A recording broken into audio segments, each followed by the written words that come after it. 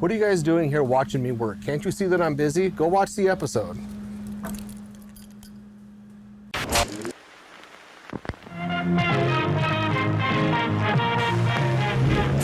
They're coming to get you, Barbara.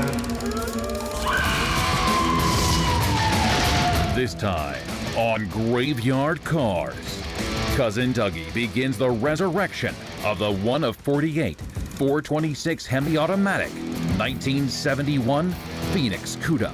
I think we can restore this car. I'm very optimistic about this one. George is eager to begin cutting metal on Tony D'Agostino's 1970 Challenger. But first, he needs permission from Mark. Tony is what we refer to in the business as a lunatic. Finally, Will and Allysa dust off in detail the 392 Hemi 1971 SEMA Cuda in preparation for the 2018 Cruise at the Creek Car Show. Allysa and I, we're one. We're like peanut butter and jelly. We're not gonna have any issues. You're a joke. In Springfield, Oregon, Mark Warman, together with his skilled ghouls, It has been established that the unburied dead are coming back to life. bring classic Mopar muscle cars back from the dead to look like they did the moment they left the factory floor. Because of the obvious threat, this station will remain on the air day and night.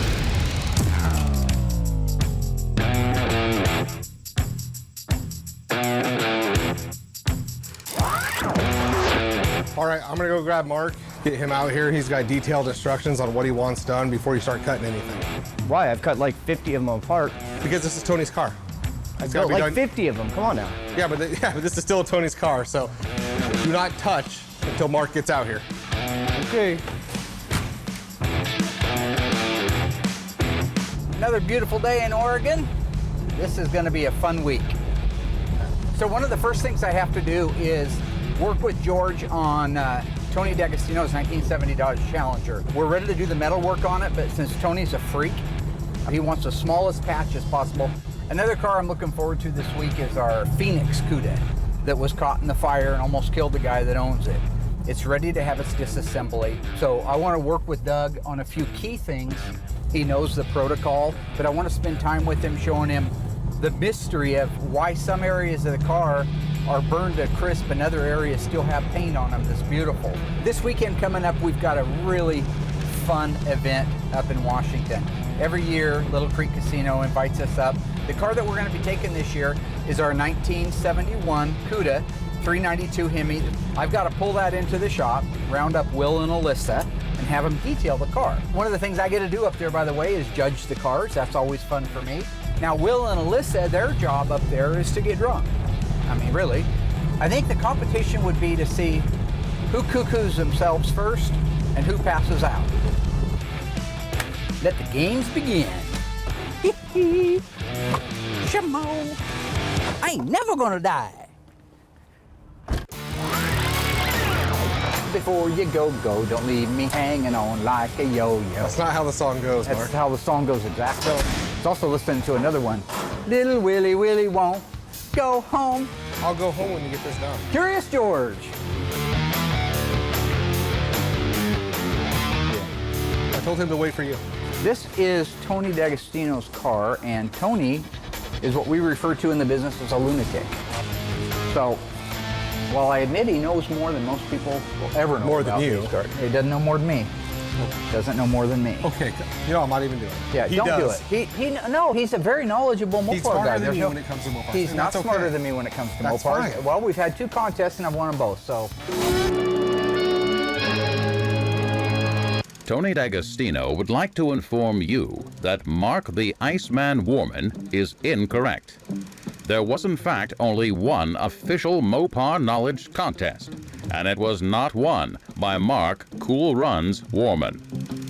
In point of fact, the contest was won by Stan the Man Lynch in what Tony calls, quote, a freak incident of dumb, stupid luck.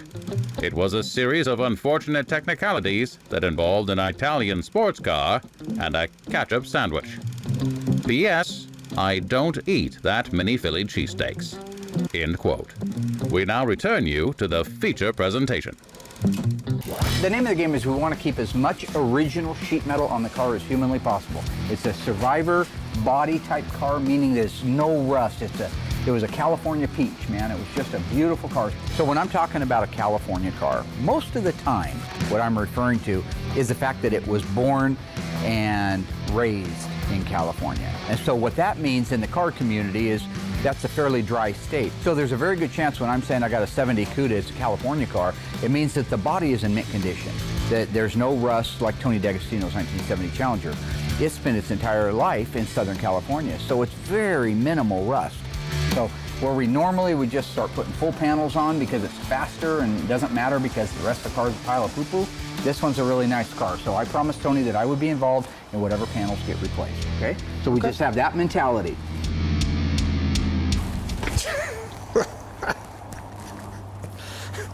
Is that funny when people fall and get hurt? Yeah. Is it? Yeah. Okay, I'll remember that.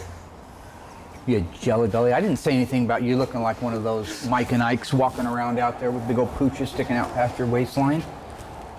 What are you laughing about here? While this side is up in the air, George, you have a couple of pinholes here, okay? So what I want you to do is I want you to drill those out until you know you got good metal, and then I want you to weld them up. I don't want no big bird weld all over the place. I want a nice weld on those. Then I want them filed down. Okay. I'll order the quarter patch for this, but we'll stay below this style line, even though the patch goes above it. We'll stay below it. Maybe even right on it, or just 1/8 of an inch or 1/4 of an inch below it, so right through there. So we'll dissect this off. That's gonna leave us the trunk floor extension, which is also full of holes, so we're gonna replace it. One-piece trunk floor from AMD. We're gonna put it in as one piece. We're gonna replace both trunk floor extensions. This side is really nice. The way we're gonna get a one-piece trunk floor in there is we're gonna sacrifice the Dutchman panel. Reason being, it's rotten up in here. So you drill the spot welds out, sacrificing the Dutchman, leaving the quarter really nice. So when I go back in there and I see where you pinched it together and spot welded it, the quarter part, the flange, it's nice. It never got hurt, remember? You're sacrificing that part to do it. Then save this part because we want to be able to mark all the holes for the vinyl top. Okay, no problem. On the floor itself, we've got a little bit of Swiss cheese going on here, okay? So if I hold the light, you can see it real well. So when it comes to the panel on the floor, I look at the fact that it's just got, I mean, there's a lot of little ones, but it's more like little pepper holes, right? So we can weld those up. We can take a brass plate that goes on the back side of it so the stick doesn't just fly through when we go to weld it. Weld up those holes, grind them down, and you've got an original panel that's just been touched up. Sometimes old thin metal will burn back when you're trying to weld it. If that were to happen, at that point George would come to me and say, listen, we're spinning our wheels, let's put a patch in there. Now, George also knows that Tony D'Agostino is calorically challenged on days, and he might have a bit of a heavy foot, not just from the standpoint of stepping on the gas, but you know, he eats a lot of Philly steaks. It's not my fault. I didn't tell him to, okay? He's a fat all right? Is that what you want to hear? You know, and I love Tony, but you know, he is a bigger guy. He's a larger fellow, you know, like James Gummer, fat guy, you know. Point being that if he sits in the car, he's a heavy fella. I don't want him putting his foot through the floor like Fred Flintstone and bringing back a couple of bloody nubs. The rest of it is good solid steel, okay? Okay, no problem. The other problem, and I don't know why or how it happened, but this right here, this is probably factory. See the way those two meet? Yeah. I don't see any evidence of damage on the car. It was probably Friday, and they wanted to get out of there, and it didn't fit very well, so the guy just smashed it right here with a hammer. I just want to dolly and hammer and bring that up to here a little bit closer. It doesn't have to be perfect because we're going to seam seal it. Okay. Okay. Underneath the hood, piece of cake. You've got your areas here. So AMD makes a pre-broke piece for in here and for the other side. These we'll just make our own patches. I want to keep the patches as small as possible, and I also want to document them. So when you have the piece cut out, I want a picture, and when you have the piece put in, I want the piece put in like a picture window. Okay, so you can metal finish it off and we won't have any filler around it. Okay. Relax your eyebrows. Yeah, he's looking crazy. I don't know, he's very animated. He reminds me of that Chucky doll. Yeah. I'm trying to focus, guys. You know, come on. You're just a man. This is a big car. You guys have Well, Howdy Doody, that's what it is. Howdy Doody with the strings, right? And he's got that crazy face. You should be, yeah, you should be wearing a plaid shirt and stuff. All right. That apron right there, I want to be the guy to fix that. Okay. I don't want you to do anything with it. I want to be the guy to metal finish that off. All right, it's just a little wrinkled up there and it needs to be fixed right. This car was popped in the right front corner at some time. That's it. Other than that, you guys are ready to go. You can start prepping out the floors after he's done, getting them seam sealed, doing the thing. Yeah. So, meeting adjourned.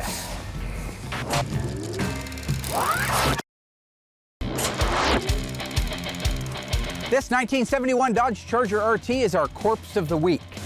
Now, the 71 Charger was the first of the third generation Chargers. Some people love them, some people hate them. I personally think they're pretty cool. You could get a 440 Magnum, that was standard.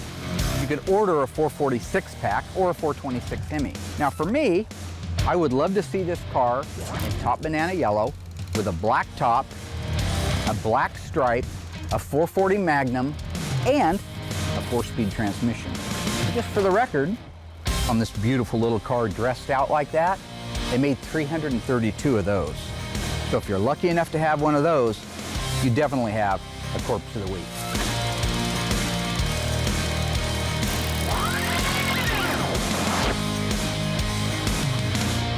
Tomorrow we're heading up to Little Creek Casino for a car show. We do autographs and signings. We make a whole weekend out of it. It's really nice. This year we are taking the Cuda. It'll be kind of on display in the middle of everything. So before we head up there, I have to get the car detailed. While the paint still looks great for being 2 years old, just kind of freshening it up. We just want to make it look as good as it can, so that way it represents this company well. So I've already wiped the car down, so the surface is already clean. I'll go through and mask up the door jams. Anywhere compound can get, I'll just mask that area off. I'll go through, do just a nice clean polish on it. After that's done, I'll wipe all that down, blow it all off, give it a nice wax job on it, and then while that wax is drying, I'll have Allysa jump on the interior, just freshening the car up.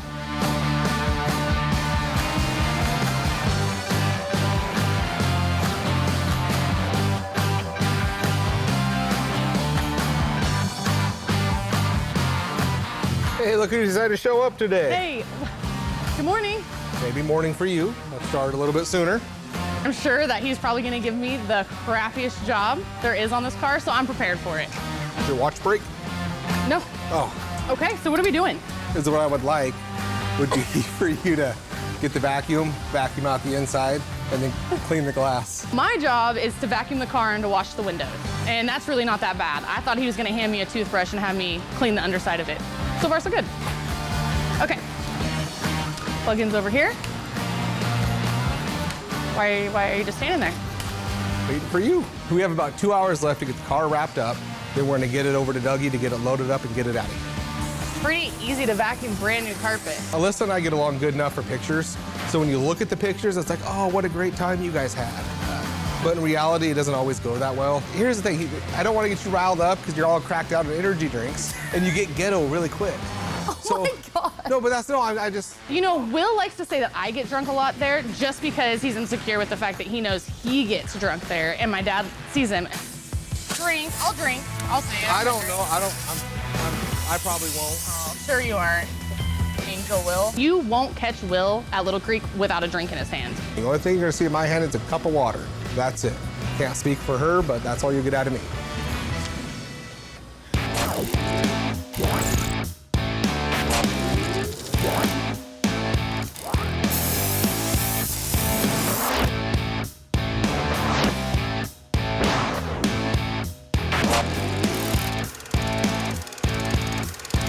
Looks pretty good. Okay. The car came out great. I didn't have a ton for Allysa to do because she showed up late, so I kind of had to do most of it. But the paint looks good, the inside looks good. We're ready to hit Little Creek. She's ready to get drunk. It's gonna be a good time. Okay, so the next step for this car is we're gonna put it in the trailer, then we're gonna hook it up to the rollback, and Doug is gonna tow it up to Little Creek.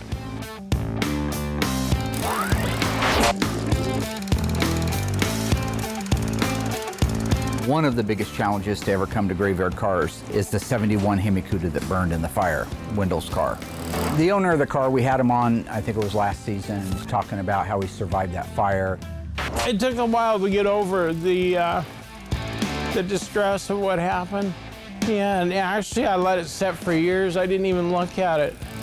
And when I get the car back and it's finished, that will put the end to all of this that I've been through. And losing the car and the structure explosion and all of the trauma that went with it, it's gone. It is one of 48 1971 426 Hemi automatic Cudas made. That's pretty low. But you also have the fact that he survived a fire. And in some ways, he says he's here today because of the Cuda, because it helped save his life. So it's been here for a few months now. It finally made its way through the queue so we can get to a point to disassemble it. I'm coming out to catch up with Doug. I just want to look underneath it, notice some of the things I told Wendell that I would look at it and give another opinion once I have it up in the air. So that's what I'm doing out here right now. Doug's getting ready to drop a suspension and drivetrain out of it and disassemble the car. I'm just going to catch up with him. Did you notice at the bottom of the trunk, the blue between the tank and that is just beautiful. And the fuel lines, look at the fuel lines. They're not damaged at all. They're actually still supple even.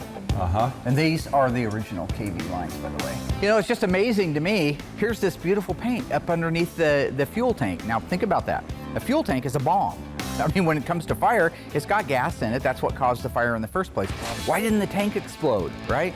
But it's a miracle, and I think Wendell's right about that. It's a true miracle, the way things happened, that he didn't get hurt a whole lot worse. Yeah, I was lucky. I was on the floor face down, and I crawled out the door that had blown off the building.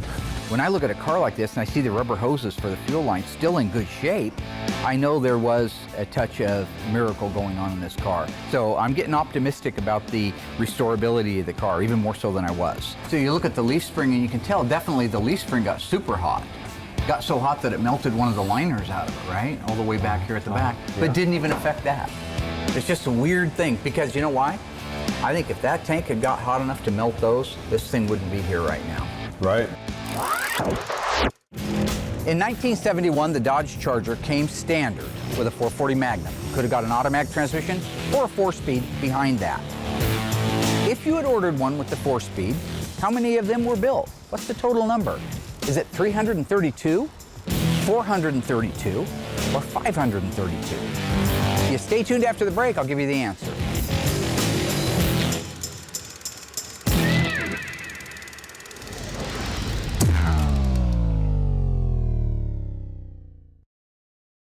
All right, my ghoulish friends, how did you do on that one? How many did you say 1971 Charger RTs with a 440 Magnum and a 4-speed were built? If you guessed 332, you guessed right. That's exactly right. It also means you were watching our Corpse of the Week at the beginning of the episode.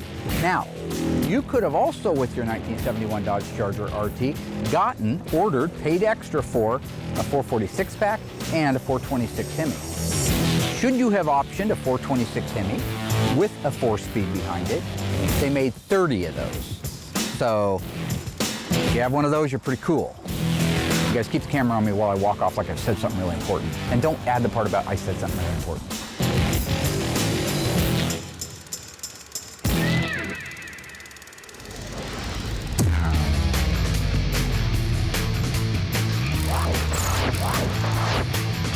I'm working with Doug on going over the 1971 Hemi Cuda, the Phoenix Cuda, the one that burned to the ground, and we're going to bring back to life like a phoenix rising out of the ashes. To me, that's amazing. As you work your way forward, you can tell the exhaust has definitely gotten hot. It's got that look like it's been hot and then cooled back down again. All of this stuff is rusty through here.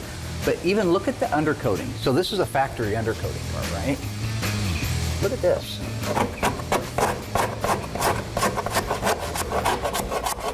Look how nice that metal is up underneath there. And solid. Wow. I mean, that's crazy. Yeah. That's what I think when it comes back, it's going to be in really nice shape. Again, why didn't the undercoating burn off of these things? Why didn't it melt and blow up? Wasn't meant to be.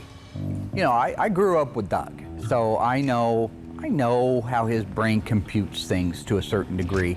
He's a thinker. He's a deep thinker. But not always do you realize that when you get that glazed over look as he's staring at you, that he's actually thinking. I think there are times where he just kind of, the circuit breaks, you know? You ever blown a fuse in a house, everything goes dark? I think there's times where that's what's happening with him. But soon somebody kicks the breaker back on and he's got his answer for you. One of the craziest things is the torsion bar. You saw that already? Yeah. Look at that. Here's this heat so hot on a torsion bar, and if anybody's ever held a torsion bar in their hand, they know it's solid steel, right? It got so hot that while under a load, the heat caused it to just shear, literally shear in half. I mean, that's an interesting anomaly when you go to the back and you got a fuel tank with all the fuel lines still in place and the fact that the tank didn't explode. It's crazy. It is. I think we can restore this car. I'm very optimistic about this one. I've been working on this a little bit last night, and most of the fasteners are coming off very easily. Which you'd think they'd just be fried into place. Yeah. Just absolutely crazy. But the rest of it, like I say, this looks better than 99% of the cars that are rusty out back. So while it does, a picture's worth 1,000 words at the same time, you can't judge the book by its cover. Take a look at this. This was cool. Talking about heat.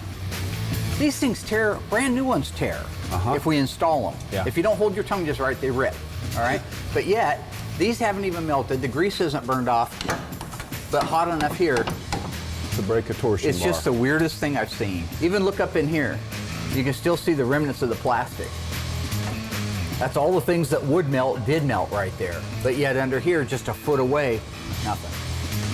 So really it's at a point now where I can cut Doug loose to go ahead and finish disassembling it. We're going to record some of the things that are coming off it, some of the more important things, so that you can see how they came out and what condition the raw organic appearance of them is. So we're talking about bringing a car back to life with an owner who is emotionally really attached to the car. And we've had a few of them like that. This car will mean something to Wendell for the rest of his life. One of the first things we have to do is get it raised up in the air, get all the fluids out of it. Once the fluids are out, we can begin the disassembly and inventorying of the car. After that, he will lower it back down on the ground, roll it forward. That's when he can pull all the things off, like the fenders, doors, hood, deck lid, tail lights, grill, lower valance, bumpers, anything left on that car to keep it from just being a shell on the outside, he can do right there. And he can drop the rear end out of it, the front suspension, take all the fuel lines, brake lines, the rest of the pieces that bolt onto the unibody, he can get them out of there. When he's done, he'll have an empty shell, albeit a burned up empty shell, that we can send off to the metal dipper, have the body cleaned, then we can reassess exactly what we're gonna have to replace and what we're not.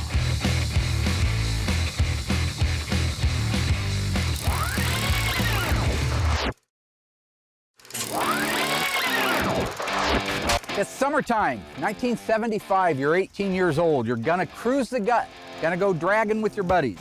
Which one of these cars do you want to be seen in? The 1972 Challenger Rally, 340 Magnum 4-speed, they made 357 of them. Or the 1971 Dodge Charger RT 440 Magnum Automatic, they made 2,172 of those, just for the record. This car is a factory gold car, this is Street Basin Blue. Go to graveyardcars.com and cast your vote for which one you would want to be seen driving, and we will reveal the answer live next week on Facebook. So far, Mark gave George the green light to begin metalwork on Tony D'Agostino's 1970 Challenger. Meeting adjourned. Cousin Dougie burned rubber disassembling the 1 of 48 Hemi 1971 Phoenix Cuda. Meanwhile, Will and Allysa detailed the 392 Hemi 1971 SEMA Cuda. I don't want to get you riled up because you're all cracked out on energy drinks and you get ghetto really quick. And now the ghouls are heading north for the 2018 Cruise at the Creek Car Show.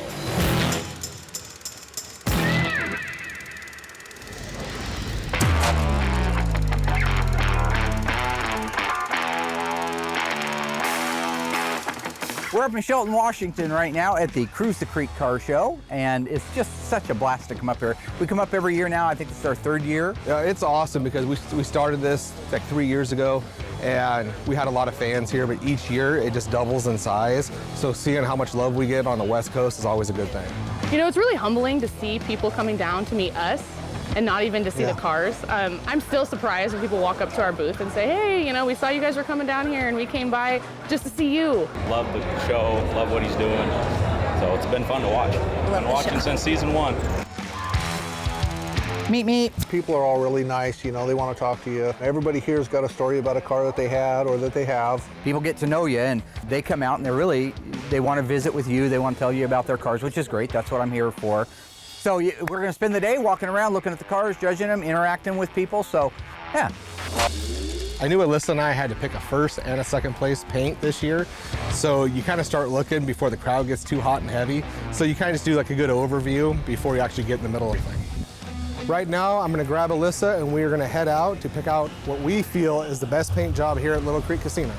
It's gonna go great. I got my sidekick, my partner in crime. We're gonna knock this out the park. Oh, Allysa and I, we're one. We're like peanut butter and jelly. We're not gonna have any issues. It's gonna go just fine. Why do you get to drive? I'm not drinking. I haven't been drinking. Iced tea, maybe. Right. Polaris is a blast. You know, I have so much fun in that thing. I love taking it out, but there was not a chance in hell I was gonna Allysa drive it. Man, fine first gear, let's go. He's only into an automatic. Yes, it started at 6 a.m. though. I wanted to make sure I had enough energy. You started early, I did. I did. I'm not a morning person at all. A couple hours into our day, you know, she was getting a little happier, a little more spunky. So I'm sure it was just the nerves were calm finally. I don't know why.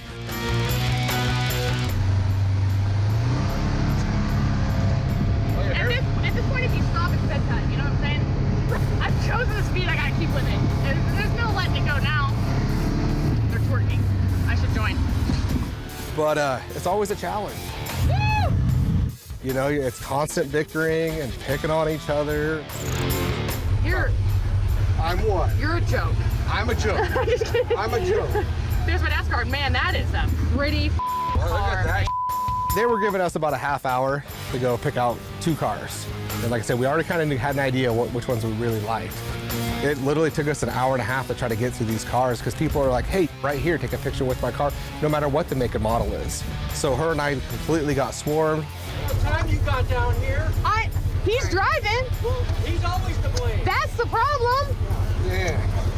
And I literally think we did everything that everybody asked us to do. So I know we ran over, but I know the end result is all the fans were super happy.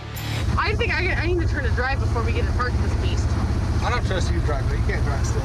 Okay, first of all, I'm not gonna kill anybody. Second of all, I'm not gonna ruin anything. So what's the harm?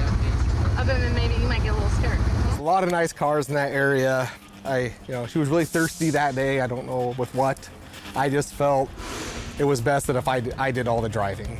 We got separated, so I kind of went slow, kind of put it away. Hey, how we are.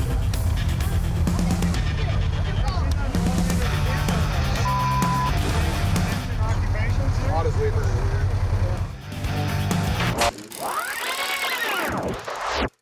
1966 introduced the Dodge Charger, the first generation. 1974, it said goodbye to the last of the generation, the third generation. True or false?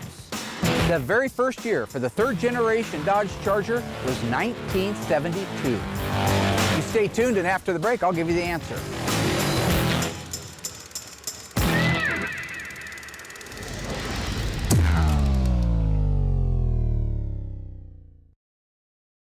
All right, folks, true or false? How'd you do? 1972, was it the first year for the third generation Charger? No. No, if you were watching the Corpse of the Week, you would know that 1971 was the first year. You're going to want to watch those in the beginning of the episode so you can answer the questions through the episode. It's called learning.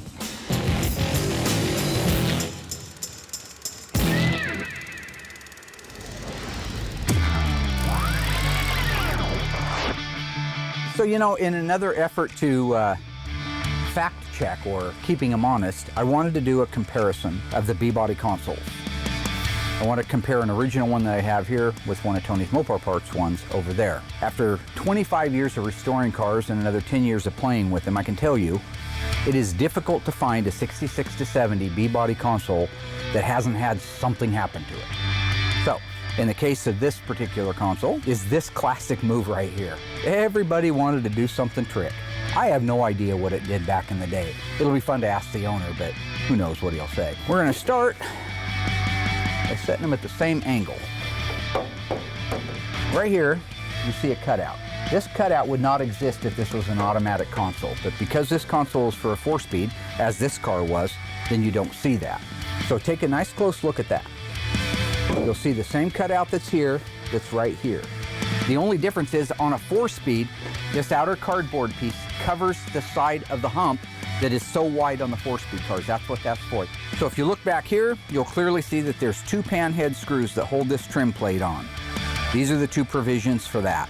They look identical. Right here we have a hole and a recessed area. Hole and recessed area. This is for the mounting of the console. A raised area here that you can see is broken out. That's another problem with these things. They break out where you mount them. Here's a brand new hole. We have this recessed area right here. Absolutely identical and in the same area. At the front, this is the front console mounting area. You see the 2 holes, the raised rib with this unique styling across it. He could have done anything in there to make that reinforced, to make it able to bolt into the car, but he wanted it to be identical to an original. And let's just take a really nice close look, but I want you to see that grain. That grain is an exact same match to that grain there. One of the hardest things, Tony said, to get done right was to match these 2 grains, and it matches perfectly. As you set this up there, you see it fits. We have the console cut out right here for the carpet. We have the same console cut out right here for the carpet.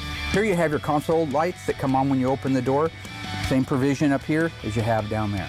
So right here, you basically have an identical console. This is what you would have ordered from Chrysler in 1970 if you busted your original one or somebody stole it or whatever happened to it. You would have got one just like this.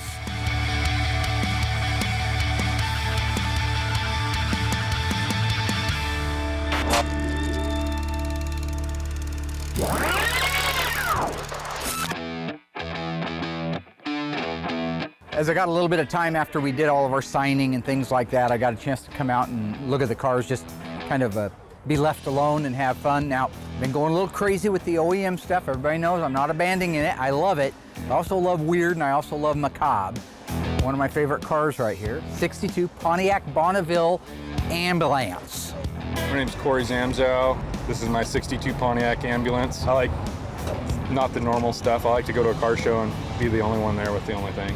This is so cool. So this guy drug this out of its original home here in Washington. It was a family-owned business, but this car still has the original name on it. That guy's name was Al Hayden, and he was a truck driver, and he'd get the call or whatever, and his wife would come once in a while, and she was a nurse. You got there as fast as you could, threw him in the back, and hauled ass to wherever you needed to go. Learn to appreciate your heritage. You learn to appreciate the heritage of the car. So I look around a dashboard like this. I see all the chrome. Back in the day, Pontiac was very proud of that car. So there's a lot of chrome. Well, it's pitted and it's decayed and needs work. All of it's there. The original ashtray is there. You got the original cigarette lighter.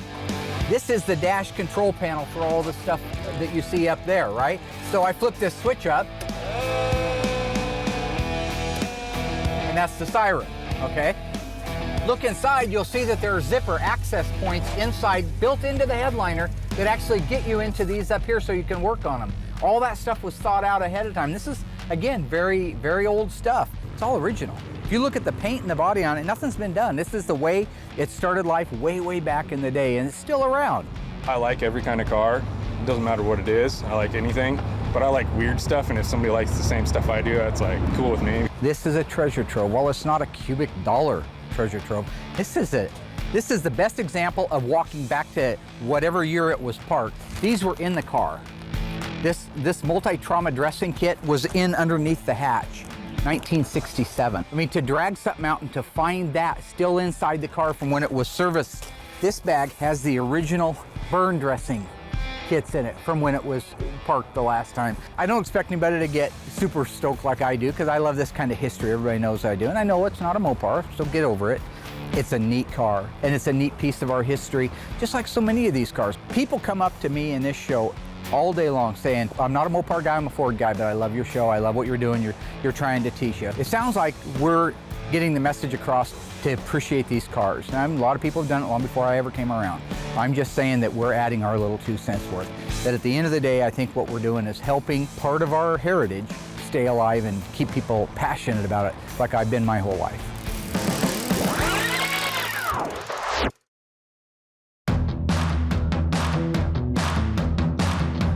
Went as good as it to be expected. Beautiful cars out here, tons of people, so we got to stop, do autographs, do pictures, get pictures next to the cars. But I lost my co-pilot, so he lost his co-pilot because he left. Co-pilot. She's not happy right now. What happened? Okay, first of all, Will left me. I got out of the car to get pictures for people. Yeah. People asked me for pictures, and I was nice enough to stop. And then I look around, and Will's nowhere to be seen. Then we get out here, and I have to find you, and you make me go halfway across the resort because you didn't play a little joke like, oh, I'm just kidding, I'm leaving you, let me go around the corner. No. You go the full mile. The producer called. Our producer called and said you got to get back. I had to walk here. I hate you. Hate's a strong word. Don't have hate in your heart. And I mean it. I mean it so much. It'll buff out. It'll buff. That hate will buff out. Will it? Anyways, so we picked a car. Yeah. And we're good to go now. Did we? We picked a car? The Firebird that I picked was just a gorgeous car. It was very well done, very meticulous. It was a resto mod, so it had all the new upgrades in it. My dad's gonna give you that it's not a Mopar. I picked a Chevy last year.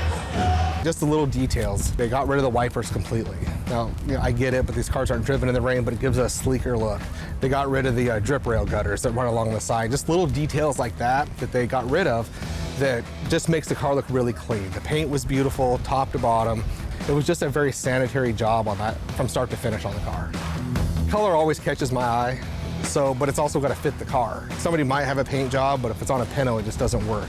So I always like to find a good combination of what's classy but yet stands out on that vehicle. Yeah, the Firebird was a clear winner. Like I said, it was done great. Alyssa agreed. Will chose a Firebird. Obviously, I had no choice in that. That was totally a Will choice. I got to meet the guy that did the car and meet the guy that owned the car. So that was kind of cool to have both guys there because the guy that restored the car had a car sitting right next to it. But it was cool to meet both of them. Yeah, it's a pretty car. I know I was looking at it last night from my motel room. Yeah.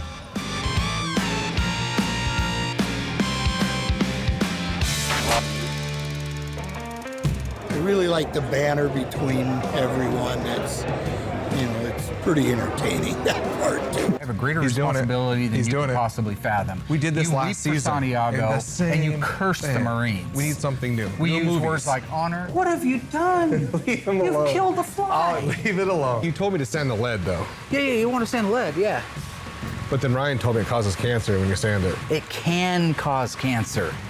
We live in a really small town where I really don't. I mean, Will gets recognized a little bit more than I do, but I never get recognized. So coming here and all of a sudden people knowing who you are, it's kind of mind-blowing. And like I said, it really is humbling. No, I really like Royal. I love Mark. I think he's hilarious.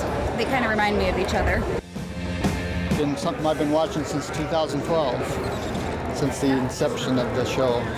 And it's always been so fascinating to see step by step how they go through all the process, and I love the way it's explained what they're doing. You know, I can't help but think that we're doing a good job at Graveyard Carz, that we're teaching our audience, they're having some entertainment and some fun, they're learning a lot about these cars. What they can do to a car that they pull out of the weeds, it's basically gone, and they can bring it back to new. The talent they have for doing that is amazing. People will come up in their Chevy, Ford, AMC guys, foreign cars. They still watch the show. They watch it because they love learning. They love the techniques that we teach them. They love when I nerd out on all the weird stuff, even though it doesn't mean anything to them. You ever just wish sometimes you could unzip your head and just yard your brain out and put mine in there? No. And I think it's just seeing a group of people that are in their zone.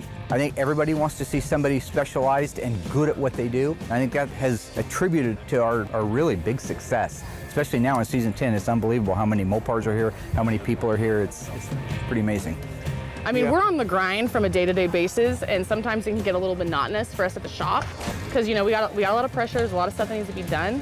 But then we get out here and we see how much everybody loves what we do and appreciates it and supports it, and it's kind of a refresher for us. I don't even, it's really hard to think, being famous, it doesn't compute really. Even still, after 7 years, it's getting, we get to get paid for what we love to do. It's a blast.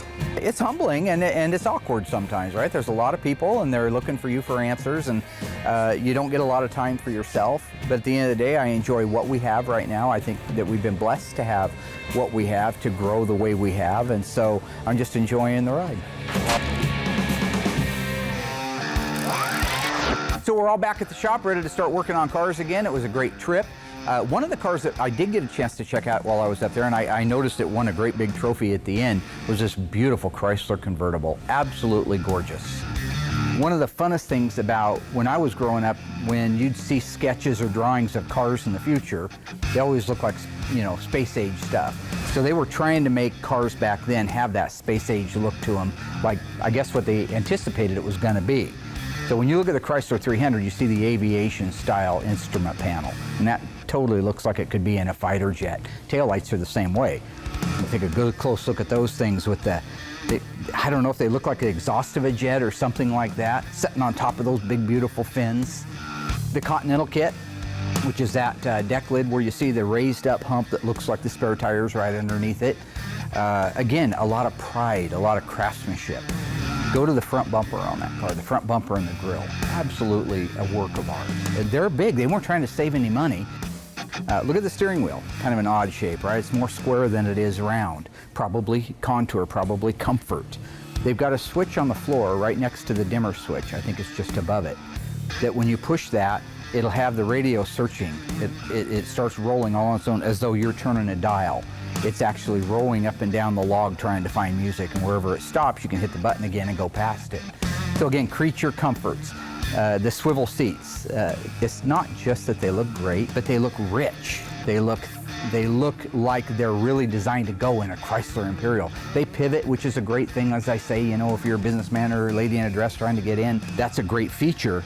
But the fact that they're so padded, so full, so rich, everything on that car, from the front bumper to the rear bumper, just screams quality. It screams beauty. It screams luxury. They were proud of them. They weren't trying to build the cheapest cars the fastest back then. They were building the best car they could because they wanted to beat the competition. They wanted to beat Ford. They wanted to beat Cadillac. And I think when it came to that particular car, they at least gave them a run for the money.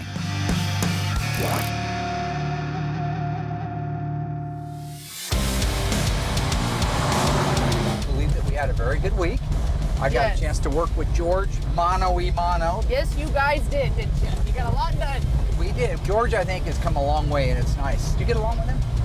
George, yeah. Everybody gets along with Georgie.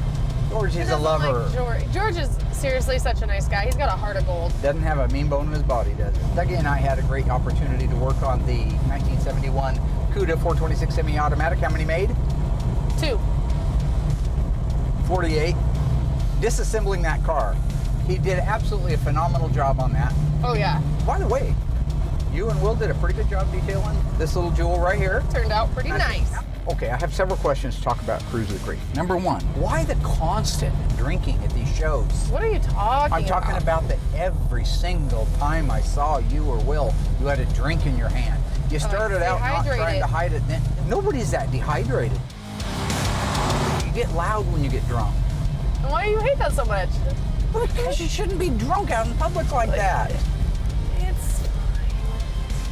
You ever dookie yourself out in public? Oh, Dad. It's a funny story. So my friend Jeff, he had been drinking all night. It was the next day, the next morning, he was walking by Fred and he ripped one apart and he actually duked his pants. That's disgusting, and Fred passed out. Yeah, he got caught in the jet wash. I've never seen a grown man pass out from a fart, but I guess it can be toxic.